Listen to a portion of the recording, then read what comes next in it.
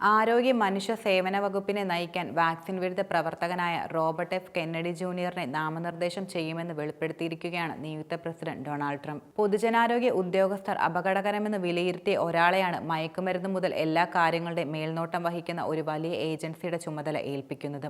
വാക്സിനും ഭക്ഷ്യസുരക്ഷയും മെഡിക്കൽ ഗവേഷണവും സാമൂഹ്യ സുരക്ഷാ പദ്ധതികളായ മെഡിക്കെയറും മെഡിക്കെയ്ഡും എന്നിവ ഇതിൽ ഉൾപ്പെടുന്നുണ്ട്.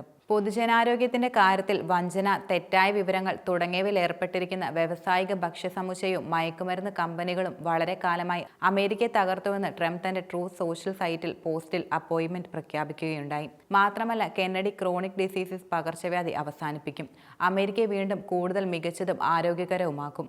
കെന്നഡി ലോകത്തിലെ ഏറ്റവും പ്രമുഖ വാക്സിൻ വിരുദ്ധ പ്രവർത്തകരിൽ ഒരാളാണ്. വാക്സിനുകൾ ഓട്ടിസത്തിനും മറ്റും ആരോഗ്യ പ്രശ്നങ്ങൾക്കും കാരണമാകുന്നുവെന്ന് പൊളിച്ചെഴുതിയ ആശയം വളരെ കാലമായി മുന്നോട്ട് വയ്ക്കുകയും ചെയ്തിട്ടുണ്ട്.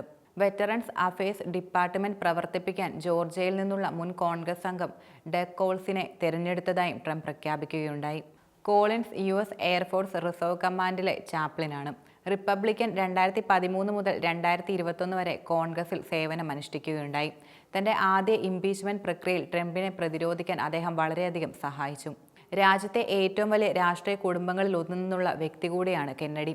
അന്തരിച്ച അന്റോർണിയോ ജനറൽ റോബർട്ട് എഫ് കെന്നഡിയുടെ മകനും പ്രസിഡന്റ് ജോൺ എഫ് കെന്നഡിയുടെ അനന്തരവനുമാണ് ഇദ്ദേഹം. കഴിഞ്ഞ വർഷം ഡെമോക്രാറ്റിക് സ്ഥാനാർത്ഥിത്വത്തിനായി അദ്ദേഹം ആദ്യമായി പ്രസിഡന്റ് ജോ ബൈഡനെ വെല്ലുവിളിക്കുകയുണ്ടായി.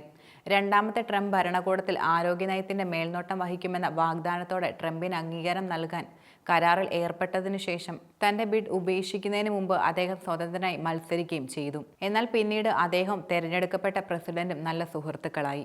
മത്സരത്തിന്റെ അവസാന ഘട്ടത്തിൽ ഇരുവരും ഒരുമിച്ച് വ്യാപകമായി പ്രചരണം നടത്തിയിരുന്നു.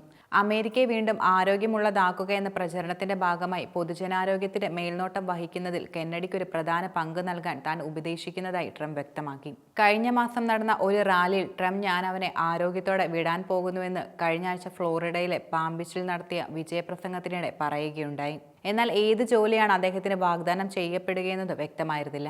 ട്രംപ് നൽകിയ ഒരു അഭിമുഖത്തിൽ ട്രംപ് ട്രാൻസിഷൻ കോ-ചെയർ ഹൊവാർഡ് ലുഡ്നിക് തനിക്ക് ലഭിച്ച ജോലി കെന്നഡിക്ക് ലഭിക്കാൻ ഒരു വഴിയുമില്ലെന്ന് ഉറപ്പ് നൽകിയിരുന്നു. CDC, national institute of health, food and drug administration എന്നിവയുൾപ്പെടെ ഏജൻസികളെ പുനഃസംഘടിപ്പിക്കാൻ ട്രംപ് തന്നോട് ആവശ്യപ്പെട്ടതായി കെന്നഡി പറയുകയുണ്ടായി. സംസ്കരിച്ച ഭക്ഷണങ്ങൾക്കെതിരെയും റൗണ്ടപ്പ് കളനാശിനികൾ പോലുള്ള കളനാശിനികളുടെ ഉപയോഗത്തിനെതിരെയും കെന്നഡി രംഗത്ത് വന്നിട്ടുണ്ട്. വ്യവസായത്തിൽ ആധിപത്യം പുലർത്തുന്ന വലിയ വാണിജ്യ ഫാമുകളെയും മൃഗങ്ങളുടെ തീറ്റ പ്രവർത്തനങ്ങളെയും അദ്ദേഹം ശക്തമായി വിമർശിക്കുകയും ചെയ്തിട്ടുണ്ട്. എന്നാൽ വാക്സിനുകളെ വിമർശിക്കുന്നതിലൂടെയാണ് അദ്ദേഹം കൂടുതലായും അറിയപ്പെടുന്നത്. വാക്സിനുകളോടുള്ള തന്റെ എതിർപ്പ് കെന്നഡി വീണ്ടും വ്യക്തമാക്കിയിരുന്നു. ഒരു പോഡ്കാസ്റ്റ് അഭിമുഖത്തിൽ അദ്ദേഹം പറഞ്ഞത് ഇങ്ങനെയാണ്: സുരക്ഷിതവും ഫലപ്രദവുമായ ഒരു വാക്സിനും നിലവിലില്ല.